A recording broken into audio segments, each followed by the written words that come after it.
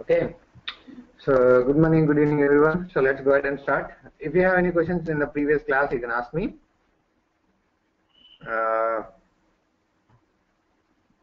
Okay, so any questions from the previous class?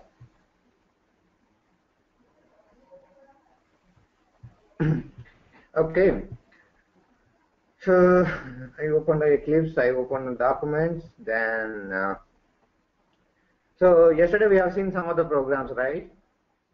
And before that, if you look at the Saturday, we have seen some of the stuff like component, fragments, so on, so on, so. Let's read more about those stuffs because we need to understand a little bit more on that.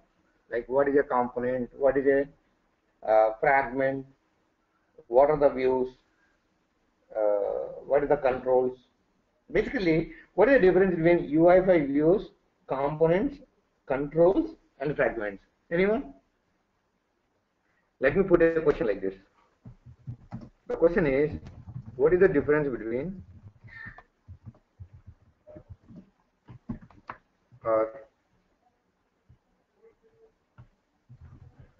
okay, explain UI5 views, comma, controls, comma, fragments, and finally components.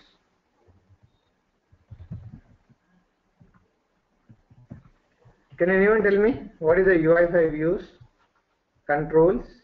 Now you should be able to now you can able to answer controls and fragments. Anyone? What is the difference between all these things? What is the UI5 views? We already seen. What is the UI5 view? Guys there? Are you able to hear me? Are you able to see my screen? Hello?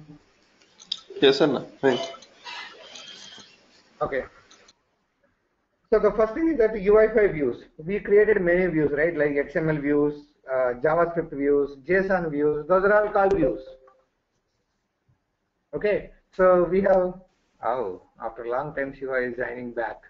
Now he will see, what is that, a Marathi movie. Do you know Marathi, right? I don't know Shiva knows Marathi or not. Now Shiva can see Marathi movie. If I say Malayalam, he will say, yeah, I know Malayalam.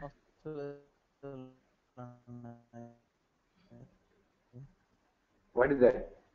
I see some background repetition or echo. Can you go ahead and mute? Yeah, now it's looking good. So basically, we are trying to explain some theory so that we are good on those concepts. We already use views. We already use the controls. We already use the fragments. We already use the components. Blah blah blah. And application. I told a lot of stuff about the application, so I don't want to cover again. See, basically 5 things: components, views, controls, fragments, and applications. Applications we discussed more than 1 page of notes, right? So what is the application? We discussed, I mean, almost half of the page. So we are good on the application, app. So if you look at here, explain app, we already did in the last class or previous class. So now the next thing is that views. So we have used many views. Many views means 4 types of views, like XML views, JavaScript view, JSON view, and then the last one is what? HTML view. Now finally, what is a view? Finally, what is a view?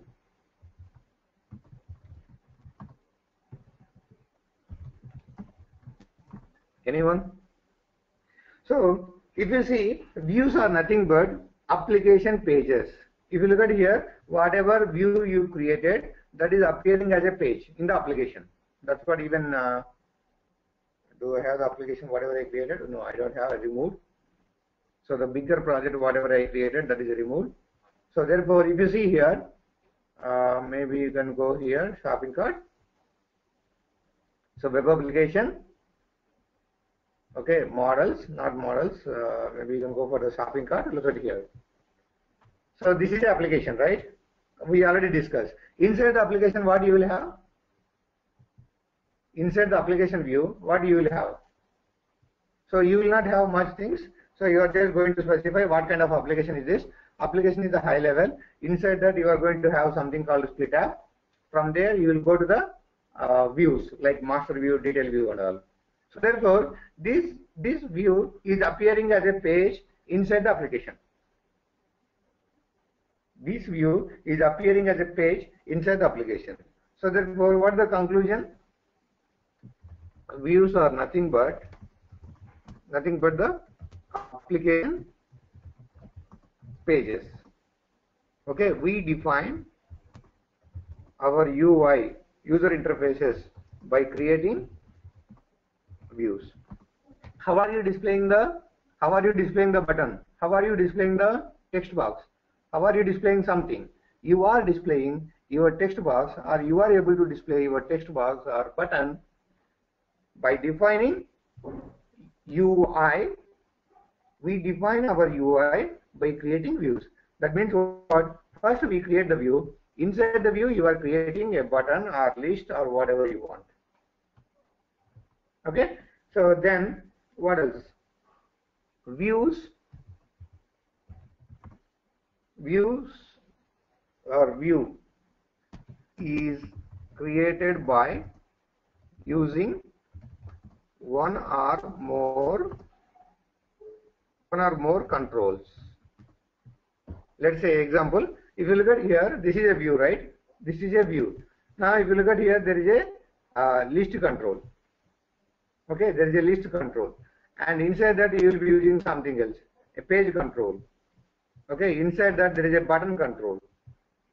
So therefore your view is having some meaning by collecting or by using, or your view is getting the meaning because of some controls. See, if you simply give the view, what else you can do? Your view is nothing but a page, application page. Inside that you are creating your controls. So therefore your view is created by using one or more controls. Let's say example, one or more controls. Let's say example page. We already seen dialog. Yesterday we have seen dialog. What kind of dialog we have seen? What kind of dialog yesterday we have seen? What kind of dialog we have seen yesterday?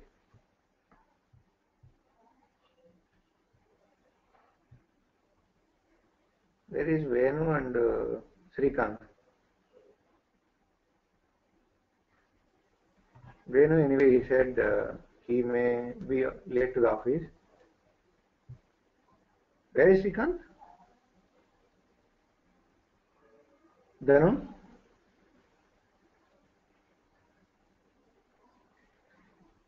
Okay, yeah, that's correct. Model dialog. So we have seen model dialog yesterday. That's correct. So view is created by using one or more controls by page, dialog, label, etc. in it.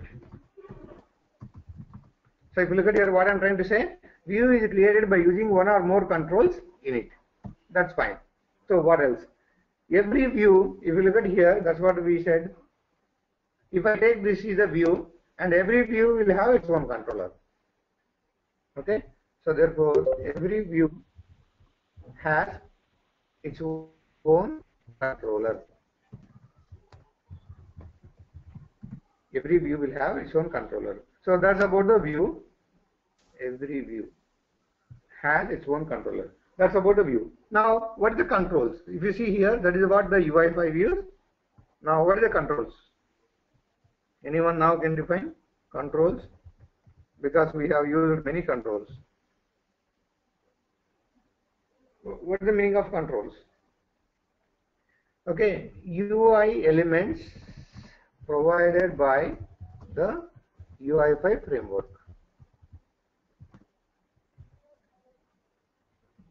Okay. Okay. So these are the UI elements. If you look at here, button, your list box, whatever you take, Those are the UI elements provided by the framework. See, you are not coded those. If you take a button, if you take a list box, all these things, you have not coded those. So those are the UI elements provided by the framework. So here the framework is UI5 framework. So examples are what? You have plenty of examples, whatever we have seen just now. So examples, your page, your label, your button, so on, so on, so. Okay. Next, what is a UI5 fragment? What is UI5 fragment? We already use the fragments. In the Saturdays class, we use the fragments. If you look at here, the difference between the UI elements or views and fragments is, fragments are pieces of UI. Okay, fragments are pieces of UI, just like views, but it is not complete view. So that's what in the previous example, do you remember? In the previous example, we were having in the detail screen two things, right? Suppliers and categories. Supplier there is a separate fragment, and the categories separate fragment. That means what? If you feel some certain UI, or if you feel XXX you want to use in many places inside the application. If you feel XXX you want to use many places inside the application, then you can go and make that XXX as fragment, so that you can use it in many places. In the Saturday's example, we created two fragments. What are the two fragments? And if you look at here, that fragments are not having controller. That fragment is not having the controller. It's just a view. And we created two views. What are those? For supplier one view, and for categories another. Sorry, for supplier one fragment and categories another fragment. If you are not able to remember, then you need to go and correct it. So therefore, fragments are the pieces of UI, or it is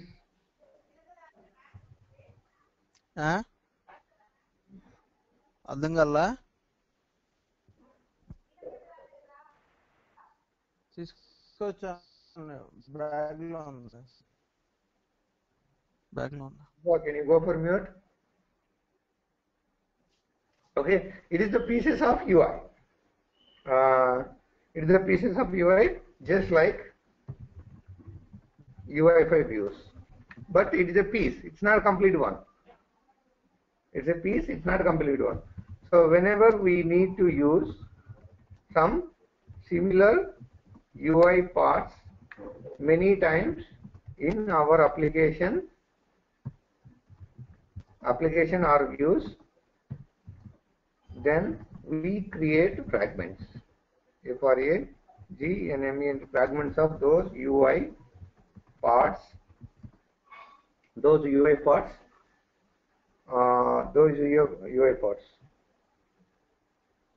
We create. Okay, that's all. So if you look at here, whenever we need to use some similar UI parts many times in our application or views, then we create fragments of those UI parts.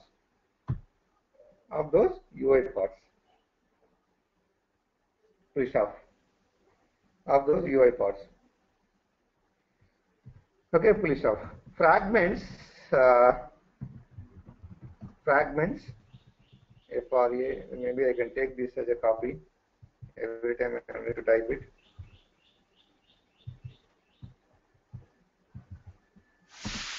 Fragments are reusable and lightweight compared with views and controls. So if you look at here, why do we need to create the fragments? That's another question. So if you look at the code of that categories or suppliers, it's just like lightweight component. Whatever you are trying to display for that application, you are just making that as this one. If you take the button, Whether you use the properties or not, you will get all the things. That's why it is a heavyweight. Please look at here. If we take any button, why we need to create a fragment? I can use a control, right? Let's look at here. UI5 button. If you look at here,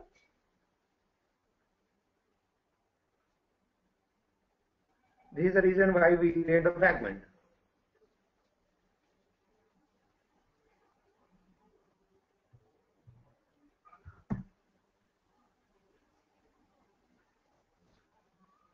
Okay, so we have the controls, right? So let me take the one control, exploring.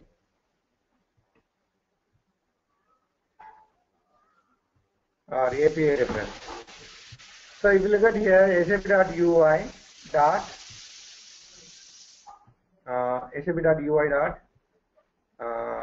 let's take one control, commons. Under commons you have so many things. Let's take the button. So now whenever you say SAP.UI.common.button, SAP.UI.commons.button, it is a control now. Whether you use these functionalities or not, whether you apply these functionalities or not, it will be there for you. Whether you set icon or not, whether you set help ID or not, whatever it may be, these are all will be available. That's why it is heavyweight. But in the fragment, what you are doing? See, your UI control is also reusable, right? That's why you are able to create buttons easily. SAP.m.button, SAP.m.button. Whenever you want, you are able to create. Then fragment is also what? If you have a requirement, you want to create or you want to reuse some places, then you are creating a fragment. Then why can't I create a control? That's the question. Control is the generalized one. So if you take the example of button, whether you say you are saying SAP.UI.commons.button, whether you use these functionalities, whether you use these options or not, these will be available. That's why these are heavyweight. That's why these are heavyweight. To have lighter weight, then we create the fragments. To have lighter weight, then we create the fragments.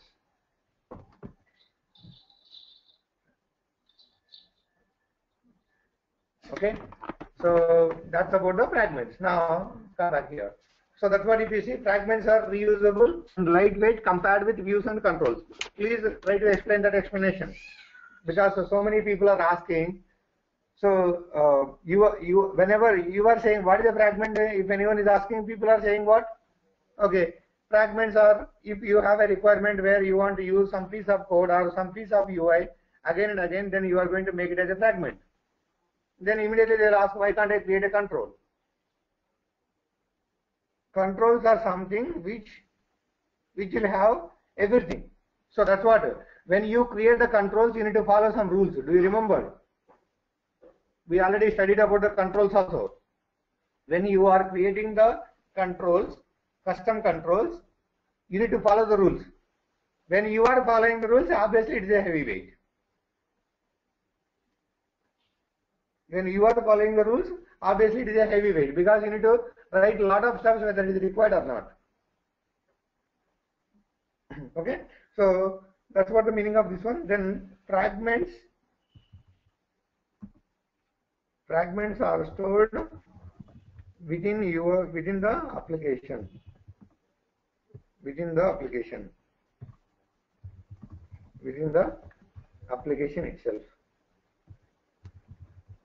and can be used by that application.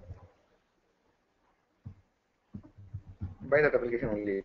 So this is another point. So fragments are where the fragments are going to be stored. Fragments are going to be stored in the application. And if you see the controls are provided by the framework. And you can also create the custom controls. Those custom controls you can use outside also if you want. You can package them as a control and you can use it outside. But fragments are not like that. Fragments are application specific. Okay. Next, fragments are defined as views only. Fragments are defined as views only, and calling views controller is shared with the fragment as fragments are having their own controller. Own controllers.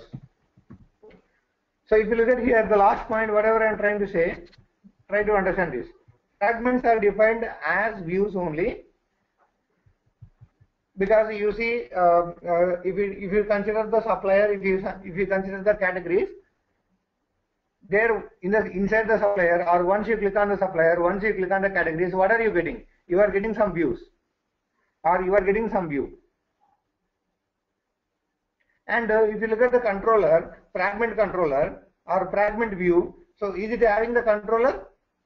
It is not having the controller, so it can use the parent controller. That's nothing but the details controller.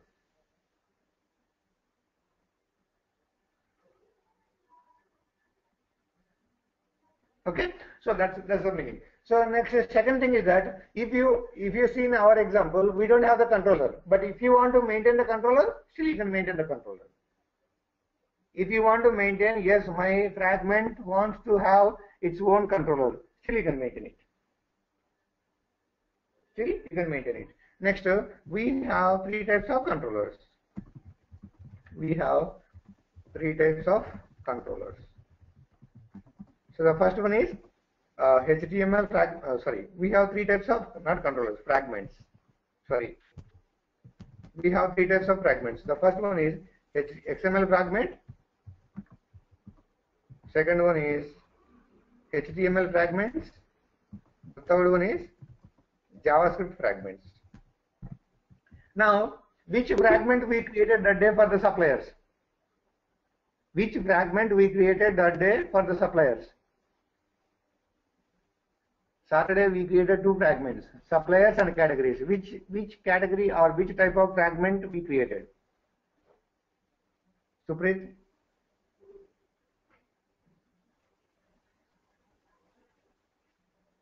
Sunil?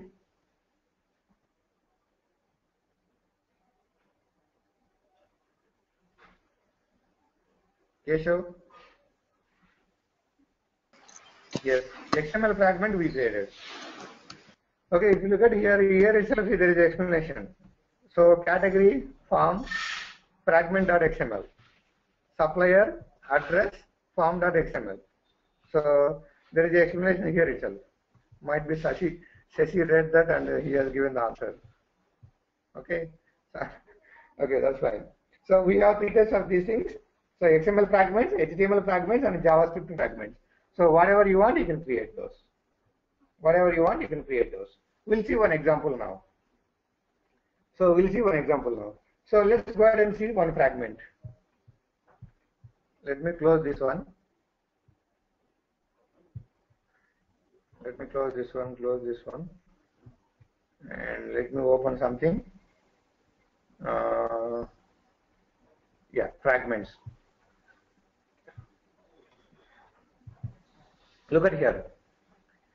So here, what are we trying to do? I am creating a JavaScript fragment. XML we already seen. XML fragments we already seen. Now I am trying to create JavaScript fragment. Generally, HTML fragment people will not use. So there might be used JavaScript fragment or XML fragments. XML fragments we already created for the categories, for the suppliers. Now let's see one example of the JavaScript fragments. Now let me run this program first.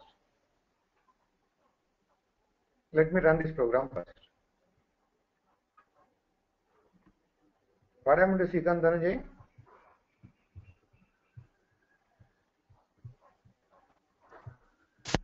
Channa, he's in a call actually, so he's looking into the issue. Okay, fine. So look at here. Okay, fine. Can you go for mute, please? Okay, thank you. So if you look at here, basically these are the buttons, and these buttons are created inside the fragments. That's why you are able to reuse. Now let's see how do we do the coding. Okay, so these are all nothing. These are all the common thing. Now we are trying to write a fragment. we are trying to write a fragment. What fragment do we want to write? A JavaScript fragment.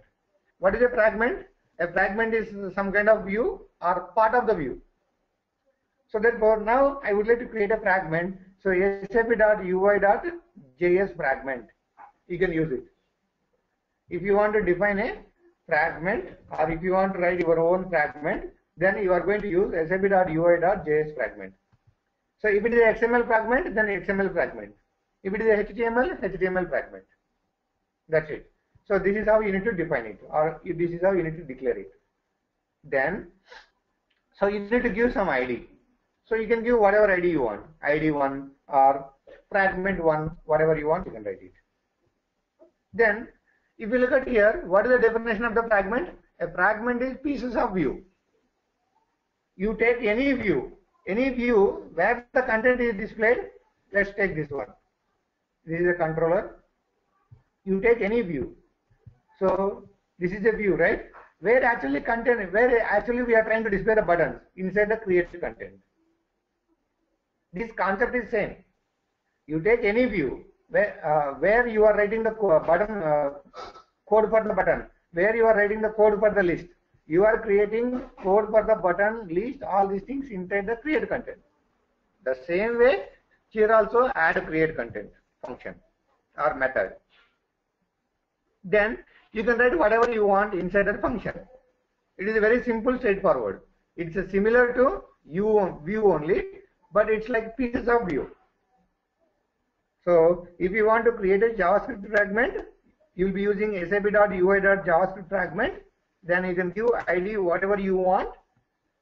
Then similar like view, where you are writing a code to create a button, where you are writing a code to create the list and all, you are doing inside the create content.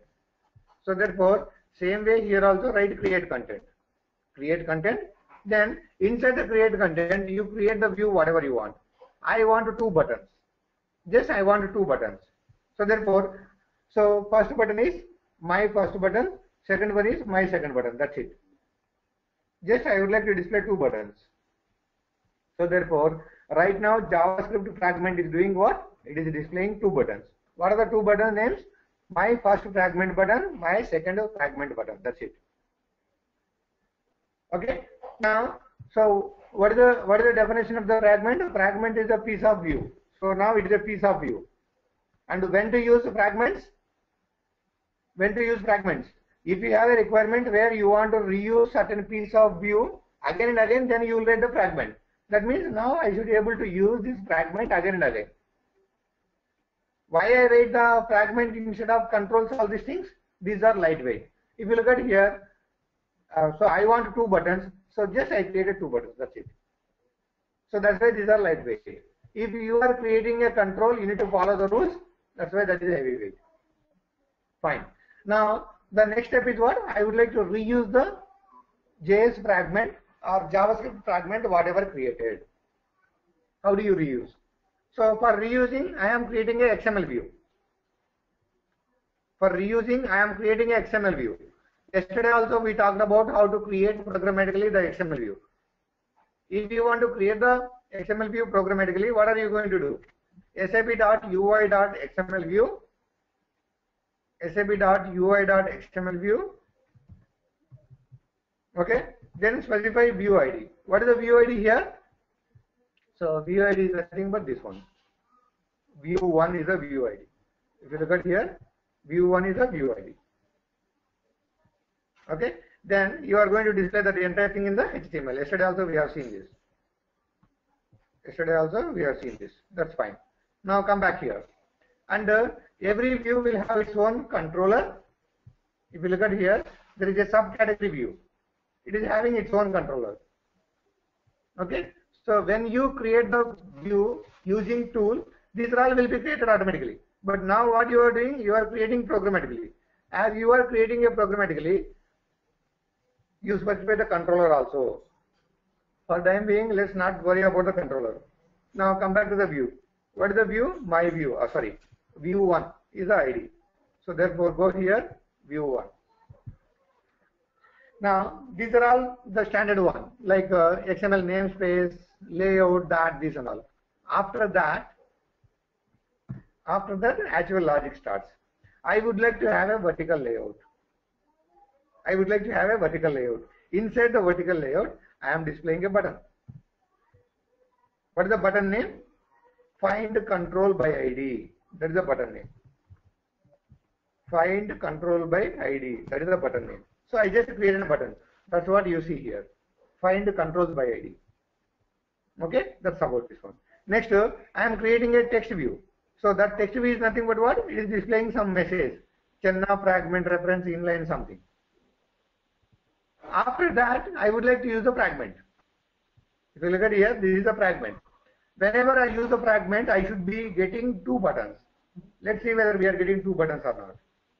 Look at here. If you want to use the fragments, core, fragment, and the fragment name. What is the fragment name here? The fragment name is my.own.frag. So that name you can define. That name you can define. And what kind of fragment is this? JavaScript. So that's why you specify JS. If it is XML, just specify XML. That's it. Okay. So because of this, I should be getting two. Because of this, I should be getting two buttons. So that's why you are getting two buttons. My first fragment button, my second fragment button. Okay. Next thing, I am creating one more text view. Blah blah blah. That blah blah blah is displayed here. Then I am using that fragment again. Core fragment ID is equal to, you can give whatever ID you want. That's not a big deal at all. Okay. Fragment name is this one. Type is this one. So because of this code, again I should be getting two buttons. Yes, I got two buttons. So that means I created a fragment. That fragment is giving certain piece of UI, and I am able to use that piece of UI again and again. That's called a fragment. That's called a fragment. Okay, so therefore now this is a view, a external view. It is going to have its own controller. What is the controller name here? If you look at here, my.own.controller. So you can define the controller, sap.ui.controller. sap.ui.controller. So there you can write a function called find controls. So if you look at here, so now look at here. This is a button, right? For this button, once I click on this, there is a message. So therefore, because this is a button, on press, I am calling find controls. On press, I am calling find controls. So therefore, this method is called. This method is called. What this method is doing, it's just collecting. We have buttons, right? Button 1, button 2, all these things. It's just collecting that buttons information. That means that buttons IDs, nothing more than that. So once you click on this, you can see, okay, button 1 has no ID, that, this and all. Because if you look at here, the button 1, whatever we created, okay, look at here. So this is a button 1, right? This is the button 1, and I did not give the ID. That means when I am using the fragment, I did not use the ID. But the second case, I did use the ID. That's why it is showing for few buttons there is no ID.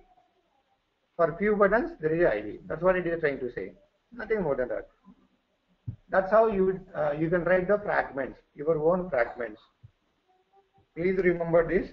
This is very much important concept. This is very much important concept because most of the people are using the fragments in the real time.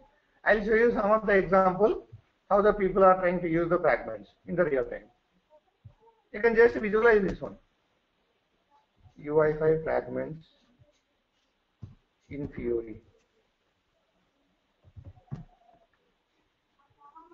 Okay, I think this one is the example.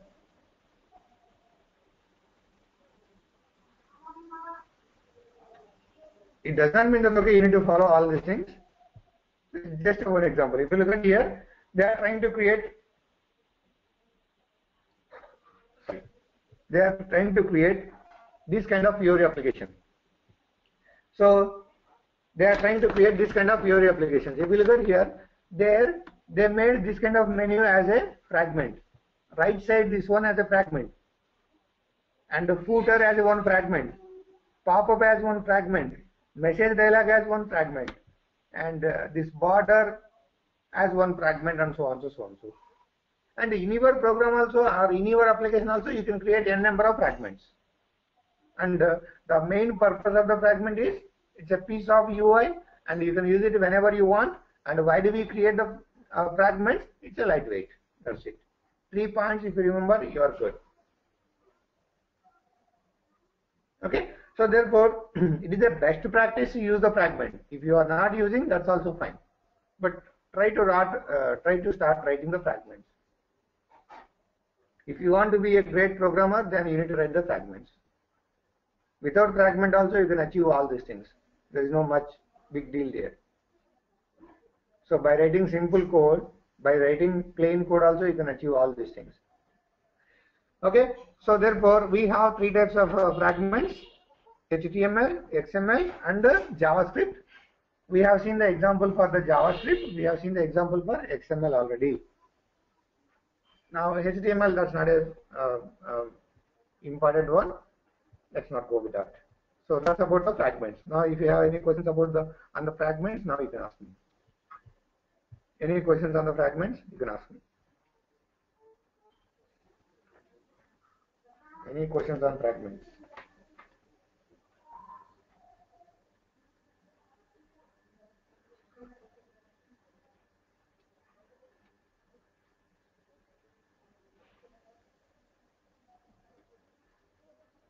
Any questions on the fragments? 1, 2, 3. I know you guys are good. So therefore, Satya, yeah. if you use fragments if you use input fields or something having data binding between the controls, so but those will not work right in these fragments. Why? Because data binding may override. What does that mean? See, in fragments, if you use input fields or drop down or whatever, we will do data binding, right? Okay.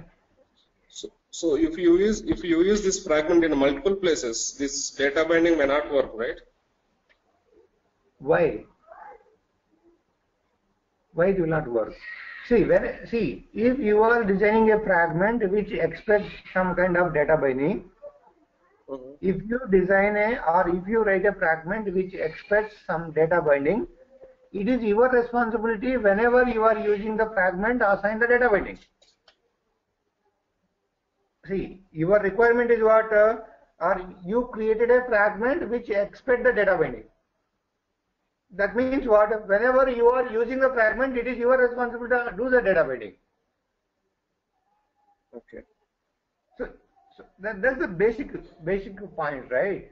So if you created a fragment which expects some kind of data binding, then whenever you are trying to use the fragment, it is your responsibility to do the data binding. If you are not doing do the data binding, obviously you will get errors. Okay. Yeah. Okay, let's go ahead and continue now.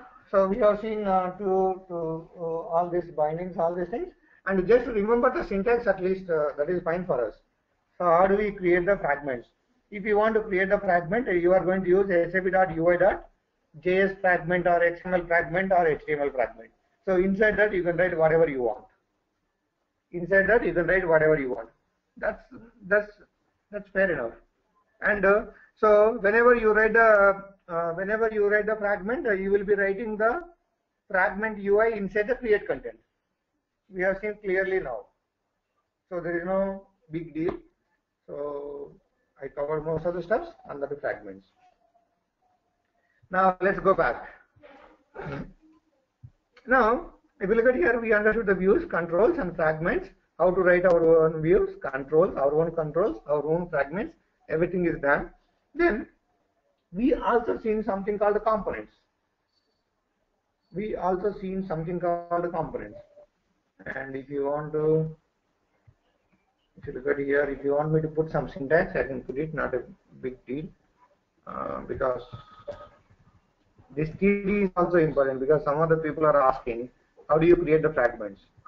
Can you give me the syntax?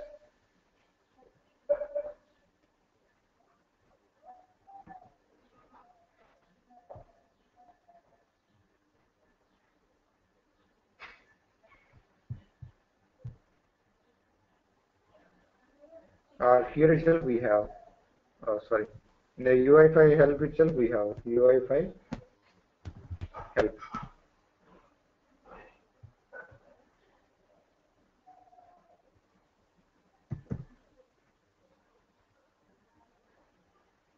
Go here.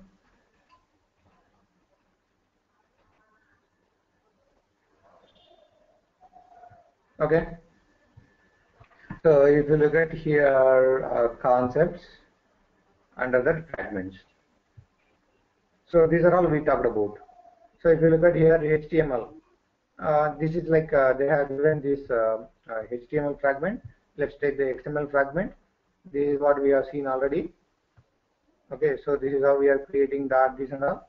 Now JavaScript fragment, sap.ui.javascript fragment, blah blah blah, and create content, blah blah blah, so on so on so.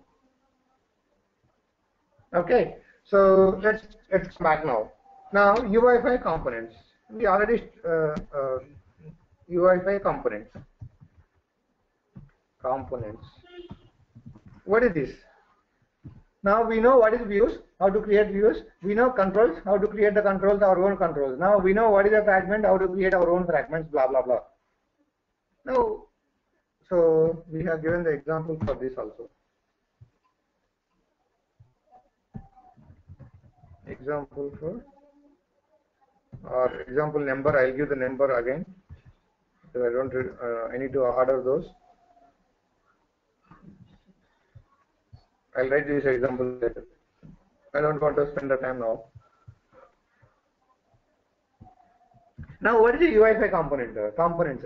So we already seen the components. What is the difference between components and fragments? All these things. If you look at here, so fragment is what it is depending on the view. But the components, if you tell your components are independent. So the basically components are independent. Components and fragments are more or similar.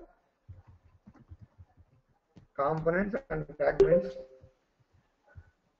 Let me take this spelling because every time typing this many characters is taking time. Are similar.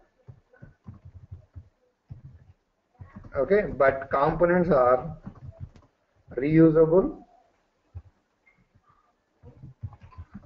and independent. That is important. Reusable and independent.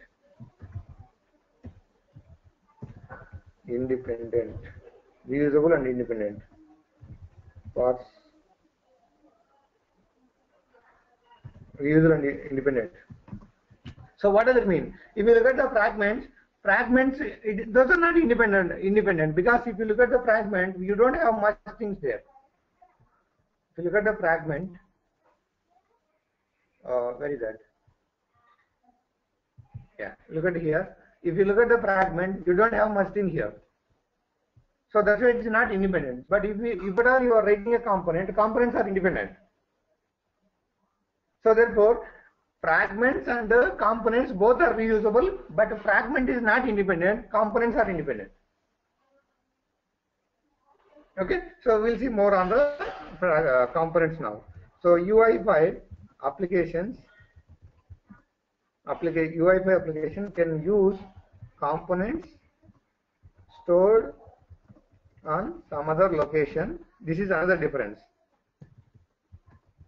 Stored on some other location from where application is running.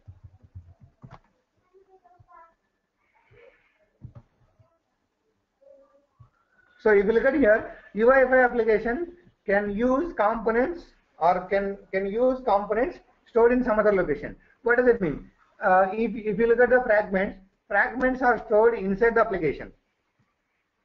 Fragments are stored inside the application. And let's say my application is ABC and your application is XYZ, and you cannot use my fragment. But if I am writing a component, components are independent and you can use it. That's what the meaning is. You can use it. That is what the meaning is. Now we have two types of components. Okay, we have two types of components. Our UI5 provides two types of components. Components. What are those two types? The first one is faceless components. Faceless components. So for faceless components, you have a class again. If you look at here, there is something called, these are all called faceless components. What is a faceless component? What is a faceless component? By looking at the name, you can tell something, right? What is a faceless component? There will be no UI elements in there. Yeah, something like that. Okay, so UI5 help, right? Help documentation. Okay, go here. Go here. Okay, so now you can refer this API, sorry, not this one. Close this tab. API reference. Look at here, SAP dot UI dot SAP dot UI dot core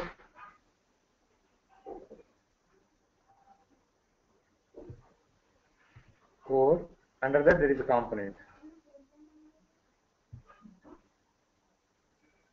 There is component. Yeah, component. If you look at here, this is a component.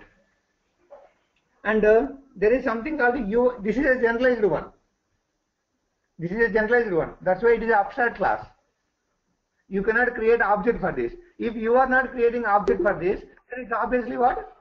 Faceless component. That means it is not having existence. That's what the meaning is.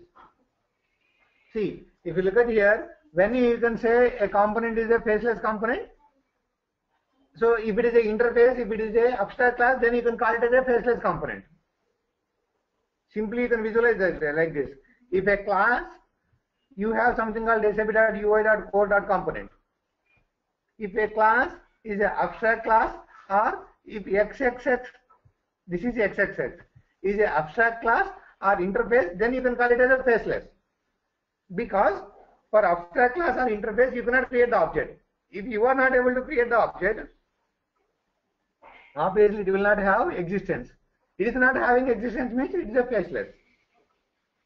It is not having existence means it is a faceless. If you look at here, there is something called UI component. There is something called UI component. Yeah, here.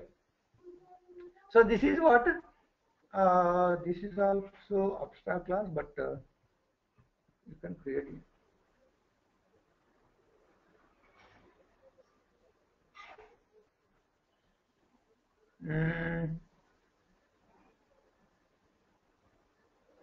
This is also abstract class, but you cannot call this as a.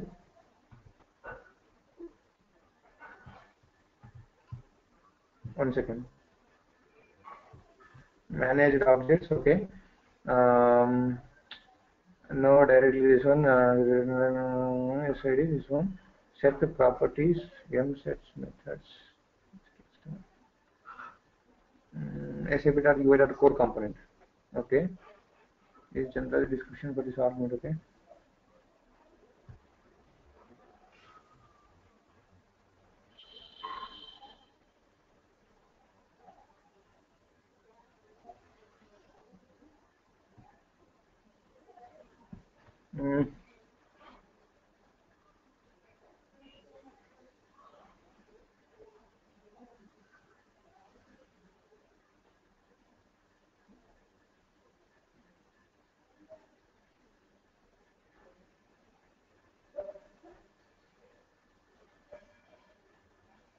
Let's take the button. Let's see the button. sap.ui.commons.button, right? sap.ui.commons. sap.ui.commons. UI. The UI. Let me collapse this. Yeah, we are already in the UI. sap.ui.commons.button. So if you look at the button is coming from the control element, managed object. Okay. So let's now go with the definition, whatever I said. Sorry about that. Don't decide based on the class and the abstract class. No. Don't decide on that. Let me open that once. Just give me a sec.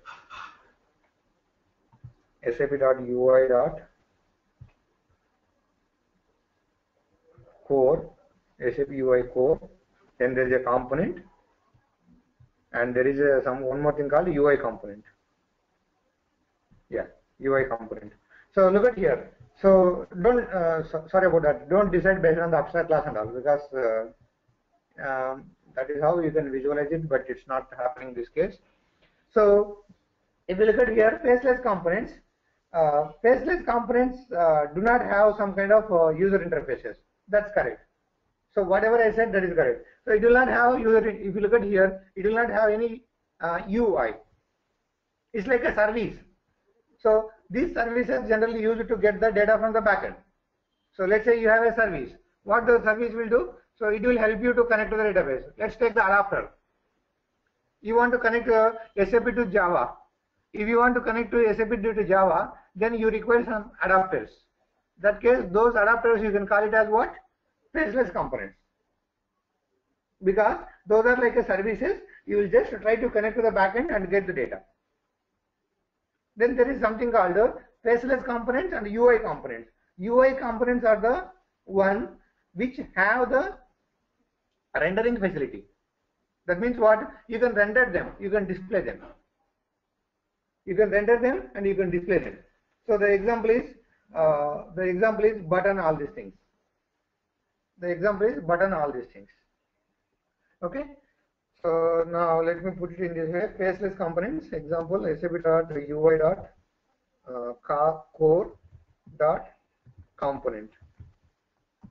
SAP.UI.core.component. Yeah, spelling is correct only. Basically, this is provides what? Do not have UI, user interfaces, and are used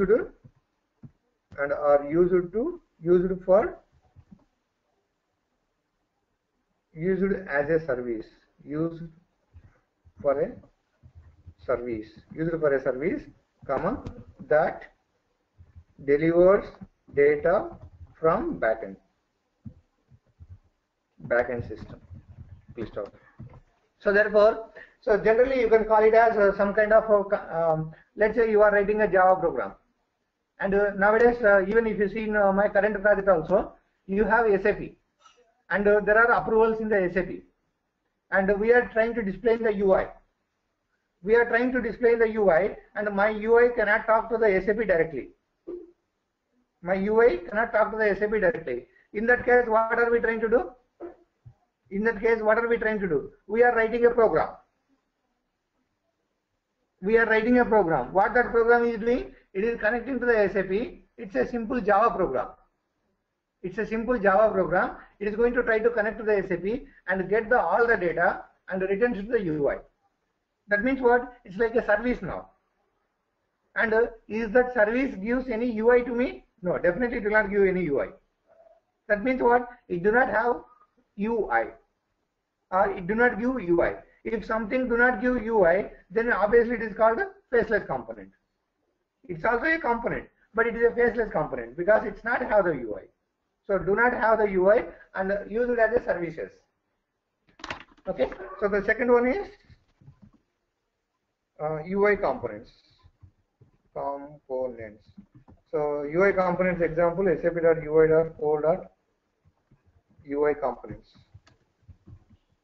Component UI component. Okay, I just want to make sure that okay, there are no spelling mistakes in this because it's a abstract class or class, whatever it may be. Okay, so now this one. So these are what? Extended components. extended components and add rendering functionality. Rendering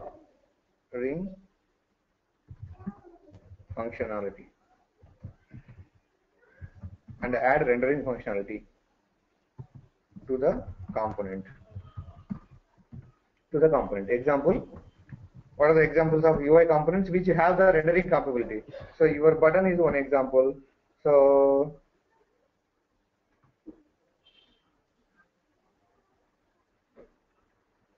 your button, your cell also we use, and you can use text box, so on so on.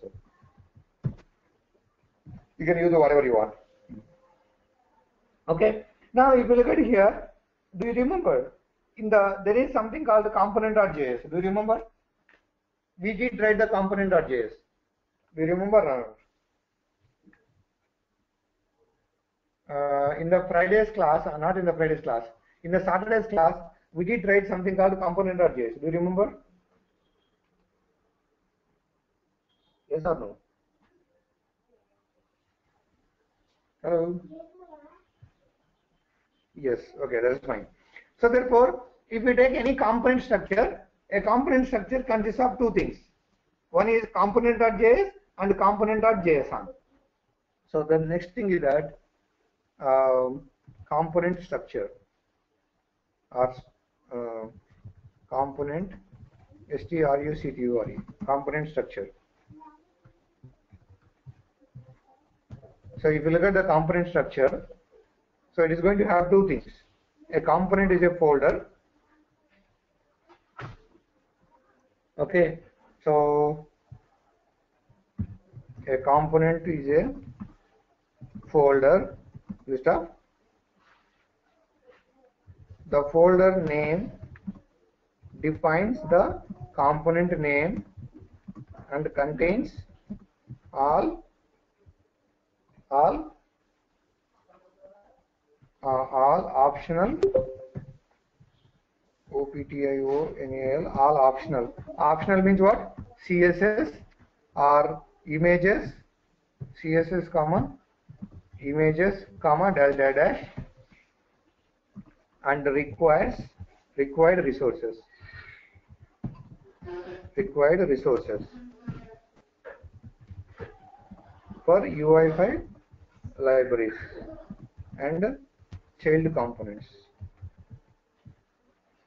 Libraries and child components. UI5 libraries and child components. What is it mean? What is this meaning? Let's understand. What is this meaning? Let's understand. So if you look at here, a button is a component, yes or no? A button is a component, yes or no? So button is a component. And if you look at here, now onwards, if anyone says a component is a folder. A component is a folder. And that folder name itself is the component name. That means the UI5 framework might be having a folder called button. A UI5 framework internally will have a folder called button. And inside the folder, what will we have? There will be required resources. Required resources means methods, that, this, whatever it may be. And so whenever you use the button, you are getting some CSS, you are getting some images, that, this and all. Those also will be available inside the folder. So therefore, component structure. A component is a folder. A component is a folder. The folder name defines the component name and contains all optional and required resources for the UI5 library. And so on, so on. So that's what the meaning of a component. Now, if you look at here, so inside the folder, what are the files will be available? I said a component is a folder, right? So if I want to create a component called button1, then what is the folder name? Button1. So inside that, what all will be there? You will be having required resources and optional resources. What are the optional resources? You may apply CSS or may not. You may have some images or may not, and so on, so on, so. So therefore, if you see here, look at this one. that folder contains optional resources. That's fine. And required resources. What is the meaning of required resources? That means every component is a folder, and inside that there is some required components. That means required resources. That means mandatory resources. So what are the mandatory resources? Okay, below are the files mandatory for components. Please try to understand this theory. Convincing the theory is not that much easy. So you need to visualize broadly. That's what once I give some examples, then only I am starting explaining the theory. What I am trying to say now. So whenever you are trying to create a component you will be creating as a folder, and the component name is going to be the folder name. Inside the folder, what will be there? Optional resources. Like that component you can have some CSS, images, blah blah blah. Put those stuffs. Those are optional. And the required resources. Required resources means what? Mandatory resources. Now, if I say the folder contains optional and required resources, now optional is fine, but we should understand what are the required resources, mandatory resources. So therefore, we have. Let me not put below. We have our mandatory resources required, or mandatory resources are required or mandatory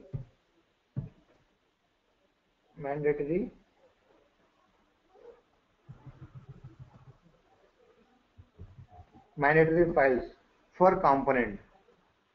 So what is the first one? The first one is component.js. This is the mandatory one. So that means what? Whenever you are trying to create a component, so you are going to have inside that a file called component.js. That's why I don't know how many people notice that. Sometimes we are getting the error called component. Let's say we use some button, and when we try to run that, it is saying component.js not able to read, something like that. So that means what? Inside the button there will be something called component.js. So therefore, required or mandatory files for components. The first one is component.js. So what the component.js will do? We already seen. Component.js we already studied. What is the component.js? Tell me what is a component.js. Second one is component.json. Component.json. These are the two required files. See, these are all internals. So it's not that much easy to you can visualize. But if you are visualized, then it's a great. If you are not visualized, at least remember that. Okay, so a component will have some structure. That means if you are creating a component, it will have some structure. So you need to create a folder. Once you create a folder, inside that there will be mandatory files and non-mandatory files. Non-mandatory files examples is CSS, images, and so on, so on. So what are the mandatory files? Mandatory files are component.js and component.json. Now, what is a component.js? We already seen component.js. What is a component.js? When did we see the component.js? Guys, wake up.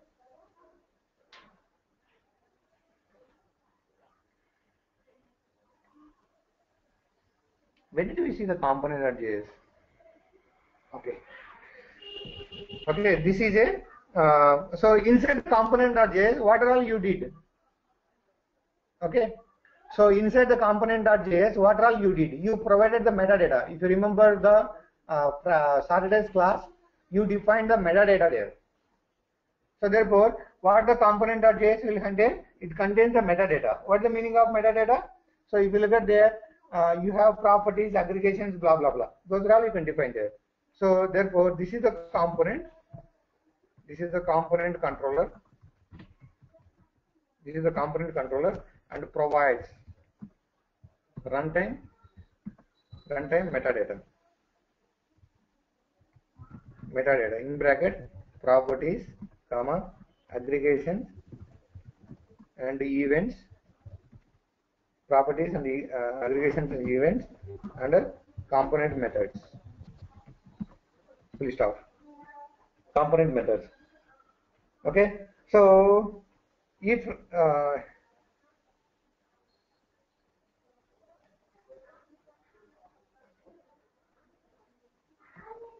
okay, so that's about that one. Now, what is a component JSON? We never use the JSON, but internally it will have. What is this about? So generally, this component.json contains what? Whenever you say JSON, it is going to have some kind of data related to that component. So therefore, like every component will have some description, all these things, right? Those you will maintain inside the JSON, component.json. Okay, so even if you look at here, so they'll be telling the same. Not here. If you go to the developer guide, concepts, so components. Okay, so we are talking about the component structure. If you look at here, there is a cell. So inside the cell, what is there? So we have something called CSS, images, so on, so on, so. Then finally component. These are all optional. That's what we are trying to say. These are not optional, but component.js and component.json will be available. Component.js and component.json will be available. Okay, so that's about this one. Now, okay, so that's about this one. Now let me tell you one example. Like, do you remember whenever we are when we discuss about the models, we talked about sorting functionality, right? Sorting and searching, or sorting and filtering. Do you remember? Let's see one example on that. So that's about the theory. So that's about the component frame, views, controls, fragments, components. So that's about the theory about the views, components, controls, fragments, application. Okay. Now let's see one example for the sorting. Okay. Look at this one. I'm running this program.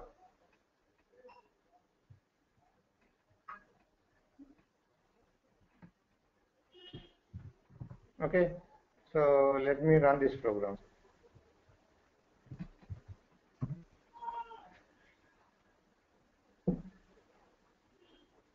Okay, look at here. So this is sorted and grouping. If you look at here, 10 to 14, these are one group. Okay, next 0 to, I'm not able to move the mouse pointer. 0 to what happened? Yeah, 0 to 9, this is another group. Next 15 to 29 or 31, whatever it may be, that is another group. So what are we trying to do here? And all these things are displayed based on some sorted. So if you look at here, 10, 11, 12, 13, 14. So it's a sorting order. 0, 1, 2, 3, 4, this is a sorting order. Basically, what are we trying to have here? So we are having 1 to 30 numbers. We are having 1 to 30 numbers. And so those numbers I want to divide into three parts. I want to group into 3 parts. Small numbers, medium numbers, and larger numbers.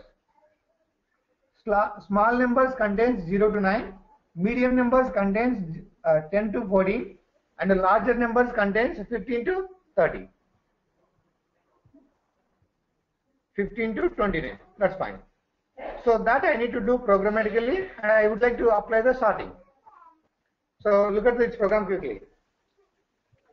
So I am just taking a variable because I would like to categorize my data, small, medium, or I would like to group my data into 3 parts.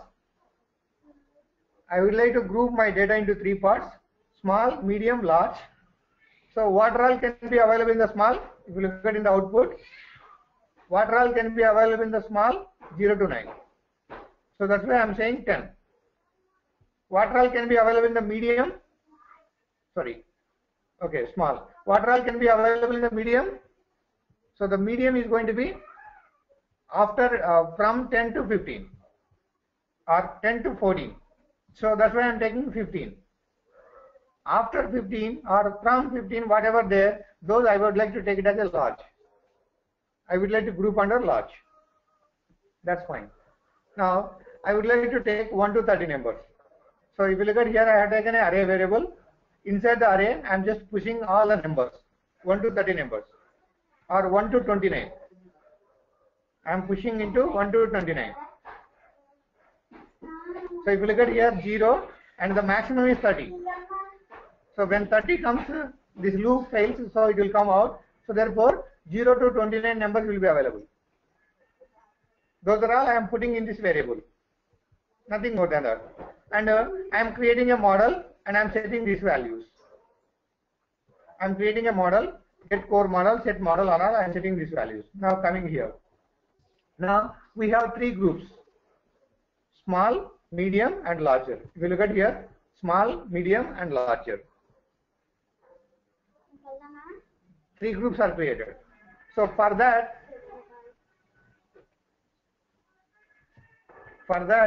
so I am going to use some other variable called this one. So I am defining S as something smaller, M as something this one, and L as something this one. And if you look at here, I specified the order. So medium, I am putting order is 1, and large I am putting 3, and small I am putting 2. So that's why if you look at here in the output, medium is coming first because it's having order 1. It's having order 1, and the small is 2. That's why it is coming second, and the larger is coming last because it is having the order 3. So if I make this as 1 and this as 3, then what happens? Larger will appear first. That means I am able to sort.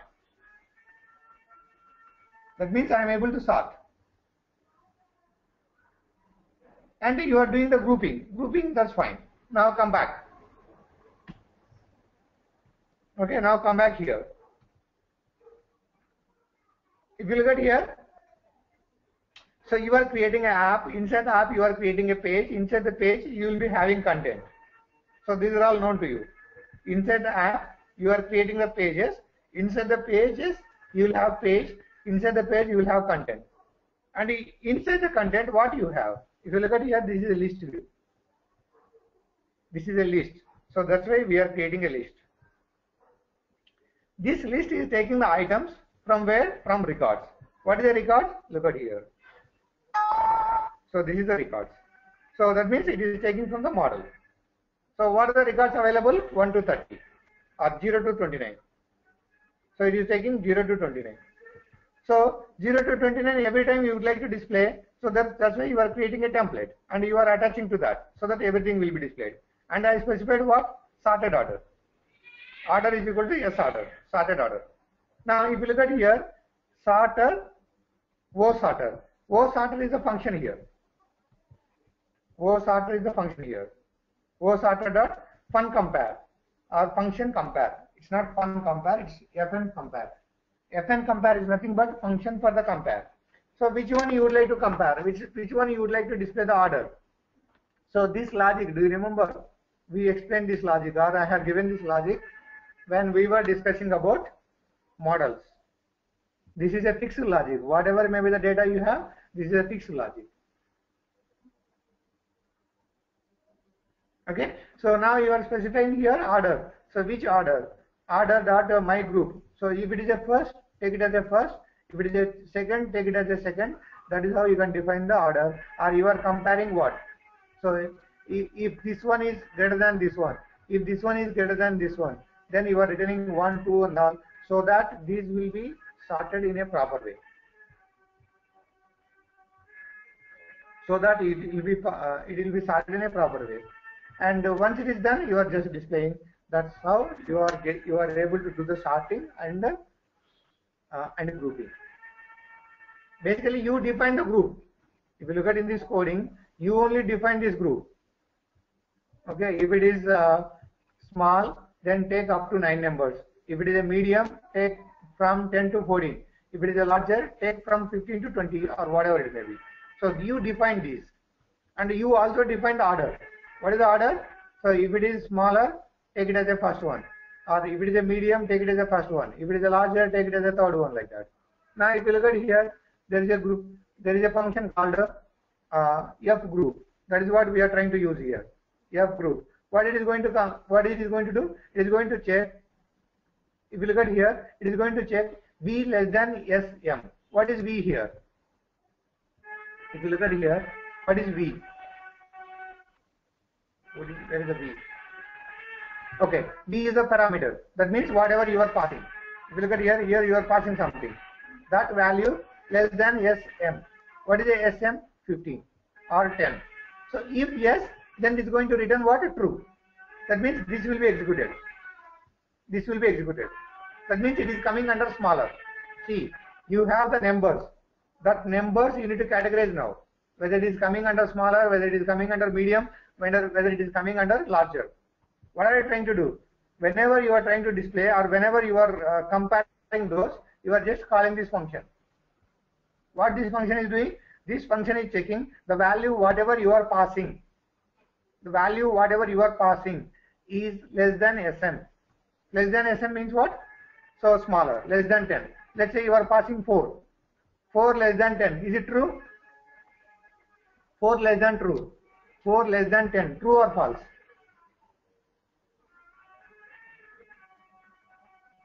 Supreet. 4 less than 10. True or false? Supreet is there?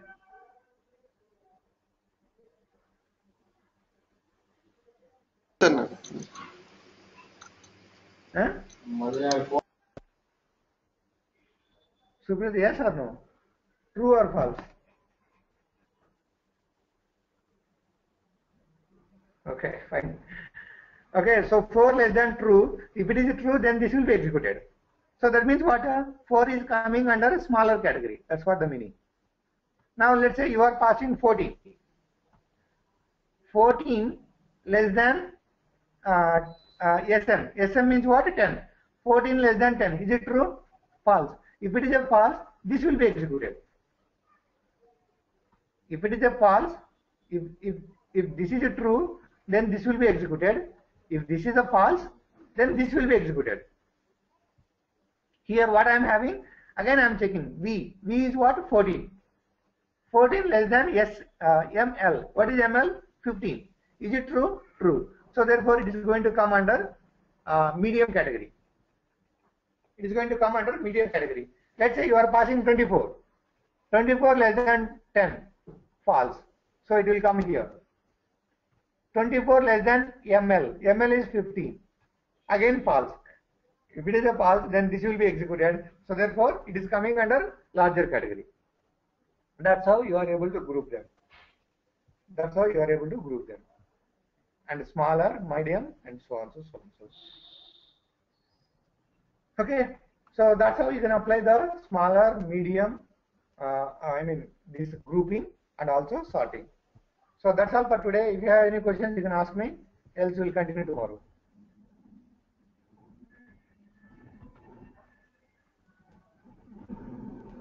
You need to practice a lot. You have to spend minimum. If I am telling a class, you need to spend minimum 3 hours for practice. Again, I am telling. So remembering everything is very difficult. That's true. I agree. But at least you should have some idea that, okay, yeah, we can able to do the filtering, we can able to do the sorting, we can able to do the grouping, all these things. If you remember that, then we are good. That's it. Once the requirement is coming in the project, then you will be very confident. That's it. Once you have the content, obviously you can go and do some of the steps, blah blah blah, and you can get the steps done. The main goal is you need to understand, yes, there is a concept called fragments. When you will create the fragments, reusability. If I have some UI which needs to be used again and again, yes, we are going for the fragments. Now, in my project, there is some UI which I am creating again and again. Why do I create again and again? Let me create a fragment. That is how you should be able to decide. If you are in that situation, then you are excellent. I am not expecting you to remember the syntax. At least remember the scenarios. Let's say in your project, you have a requirement or you have something like what is that? 4 buttons or 4 labels you are using again and again. If you are using 4 labels again and again, don't write that labels creation again and again in all the places. Still it works. Whatever you are doing, that is correct. But don't do that one. Instead of that, what you do? You simply create a fragment and use it again and again. Use it again and again. That's the best way. And in your project, if you want to, let's say they are saying, okay, yeah, we have the salaries, list of the salaries coming from the database. And can you group them into 4 categories? Let's say employees who are taking the salaries less than 10,000, less than 20,000, above 10,000, 20,000, above 1 lakh, below 2 lakh, and more than 2 lakh. Then you need to visualize, okay, yeah, if I want to group, then I need to define that grouping variables or grouping numbers. Less than 10,000. So take it as one variable. Take it into one variable. So next group is what? 20,000. Take it in another variable. Next category is what? Or next grouping is what? More than 1 lakh, less than 2 lakh. Take it in another group and blah blah blah blah. So the scenarios are very much important. If you are able to understand the scenarios, then I can say you are great. Let me not put excellent. Definitely you are great. That's it.